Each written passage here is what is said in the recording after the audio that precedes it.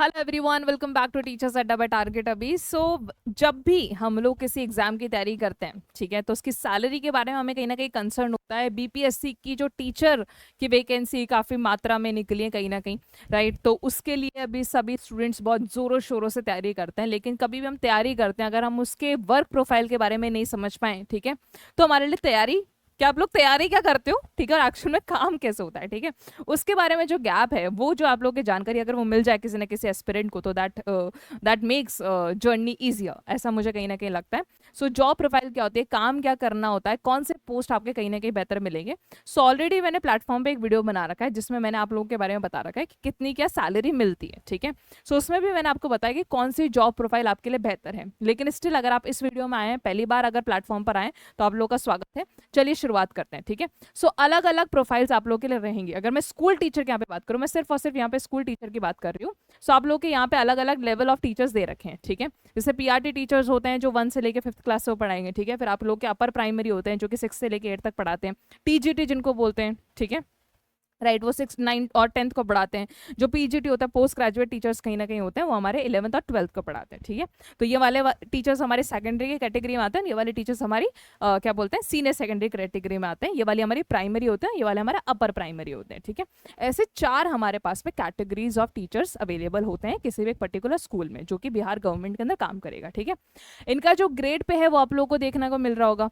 जितनी लो क्लास को आप पढ़ाओगे, ठीक है, जितनी लाइक जो भी आप लोगों का क्लास का बेसिकली वो रहने वाला है, किस क्लास रेंज को आप लोग पढ़ा रहे हैं, उसी के हिसाब से आप लोग का ग्रेड पोस्ट रहता है। पीआरटी पोस्ट के लिए आपका जो ग्रेड पे रहने वाला है वो 2400 रहने वाला है, ठीक है। जो अगर आप बात करूं अपर प्राइमरी के लिए, तो उसके आप लोग का 2800 उसका ग्रेड पे रहने वाला है, ठीक है। अगर हम लोग बात करें सेकेंडरी के, तो उसका 3200 रहने वाला है। अगर बात करूँ सीनियर सेकेंडरी का, तो उसके रहने वाला है 3600, ठीक है।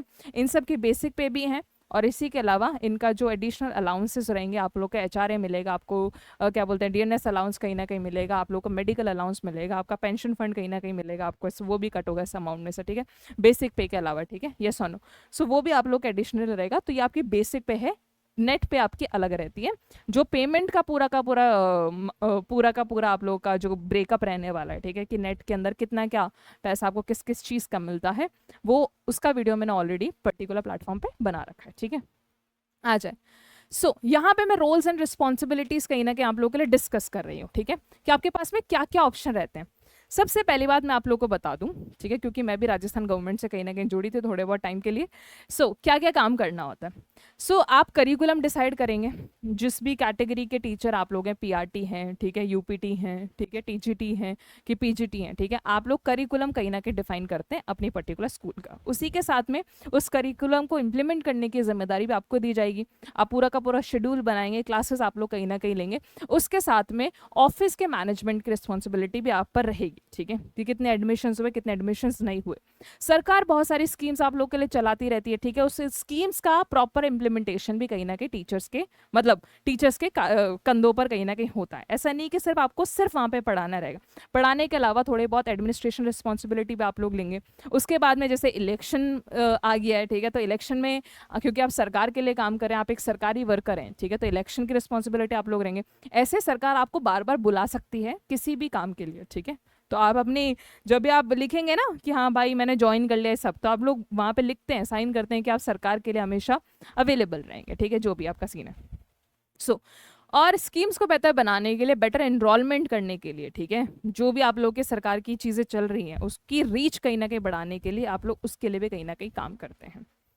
उसके साथ में आप लोगों को अलग अलग मीटिंग्स में बुलाया जा सकता है, ठीक है, सरकारी इवेंट्स में आप लोगों को बुलाया जा सकते हैं, राइट, ठीक है। तो जो भी आप लोग का नेशनल करिकुलम है, ठीक है, उससे रिलेटेड जो बॉडीज़ हैं वो आप लोग को मीटिंग के लिए बुला सकते हैं, इंप्लीमेंटेशन के लिए कहीं ना कहीं बुला सकते हैं। तो मेजरली आपका ही काम रहेगा। बाकी आप कल को जब रिक्रूट होंगे तो आप ऑलरेडी अंडरस्टैंडिंग आपको मिल जाएगी तो आपको काम क्या क्या है। यहाँ पर हम लोग जो अपॉर्चुनिटीज़ हैं वो कहीं ना कहीं डिस्कस कर रहे हैं कि आपके साथ में होता क्या क्या है और क्या क्या चीज़ें आप लोग के पास में वॉट इज़ देयर, ठीक है, आपके एट हैंड आपके पास में क्या क्या है। तो अगर आप लोग पीआरटी कहीं ना कहीं बनते हैं तो आपके पास प्रमोशन क्या है कि आप लोग असिस्टेंट टीचर बन सकते हैं, ठीक है, प्राइमरी हेडमास्टर बन सकते हैं, ठीक है, आप लोग हायर लेवल पे भी पढ़ सकते हैं अगर आपके पास उससे रिलेटेड क्वालिफिकेशन है, अगर आप लोगों के पास उससे रिलेटेड एक्सपर्टीज है, ठीक है, राइट। अगर प्राइमरी लेवल पर अगर आप रिक्रूट हुए तो आप प्राइमरी लेवल में हेड तक की रिस्पॉन्सिबिलिटी ले सकते हैं, विच इज़ ओके, गुड, अच्छी बात है।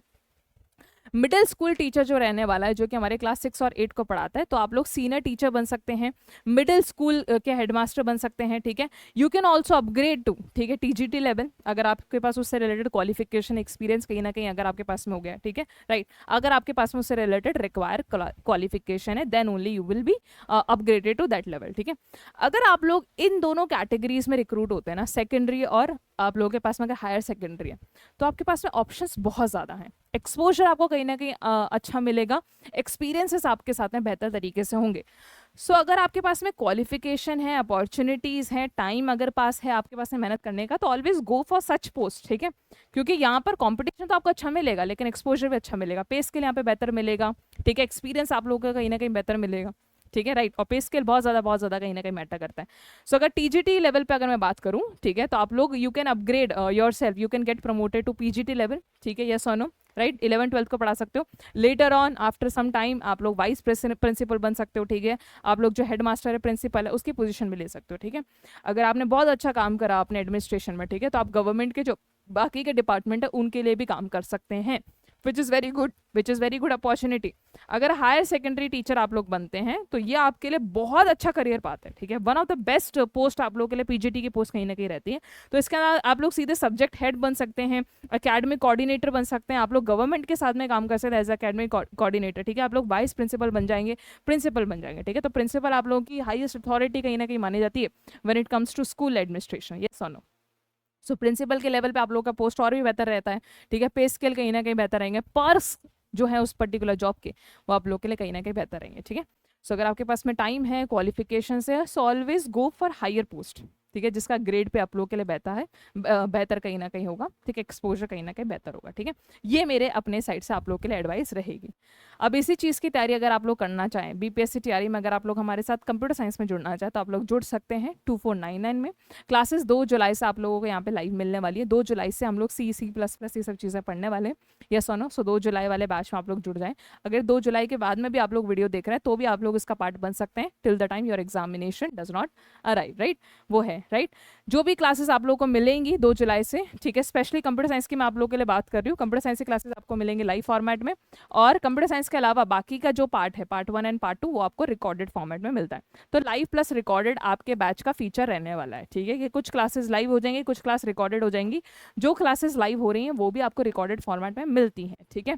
इसके बाद में पीडीएफ का एक्सेस आप लोगों को कहीं ना कहीं मिलता है, इन पीडीएफ को आप लोग डाउनलोड कर सकते हैं, लेटर ऑन प्रिंट भी करा सकते हैं, ठीक है। पीडीएफ के साथ में जो आप लोग का टेस्ट सीरीज है वो भी हम लोग इसके साथ में इंक्लूड कर रहे हैं। स्पेशली कंप्यूटर साइंस के आपको सब्जेक्ट वाइज टेस्ट सीरीज भी मिलेगी, और सब्जेक्ट वाइज के साथ में आप लोगों को फुल लेंथ टेस्ट भी इसमें मिलने वाले हैं। फुल लेंथ कहने का मतलब क्या है, 150 नंबर, ठीक है। फुल लेंथ टेस्ट भी आप लोगों को इसमें मिलने वाले हैं इस पर्टिकुलर सेक्शन में, ठीक है।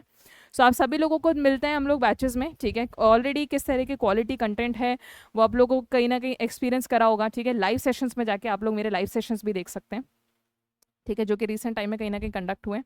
उसके साथ में आप लोग DSSB के साथ में जुड़ सकते हैं। अगर आप DSSB की जो TGT के पोस्ट है उसको अगर आप लोगों ने टारगेट किया तो आप DSSB के बैच के साथ हमारे साथ जुड़ सकते हैं। इफ़ नॉट DSSB आप लोग EMRS के साथ में जुड़ सकते हैं, अगर आप EMRS की तैयारी कर रहे हैं। EMRS का नोटिफिकेशन अभी आना थोड़ा सा डिले है, आई थिंक अगस्त में हम लोग एक्सपेक्ट कर सकते हैं EMRS का नोटिफिकेशन, लेट्स सी। लेकिन उसकी तैयारी हम लोग पहले करके रखें, ठीक है, क्योंकि लास्ट वाले सेशन का जो भी था उसकी ऑलरेडी वैकेंसी, उसकी ऑलरेडी कहीं ना कहीं पोस्टिंग अब बच्चों को मिल गई है, ठीक है, तो उन्होंने ज्वाइनिंग कहीं ना कहीं कर ली है। So all the very best for your BPSC preparation, ठीक है। एग्जामिनेशन ज़्यादा दूर नहीं है, ठीक है, यस और नो। सो प्रिपरेशन आप लोग करते रहें और बने रहें हमारे चैनल के साथ में। Thank you so much, I will see you all in the next session.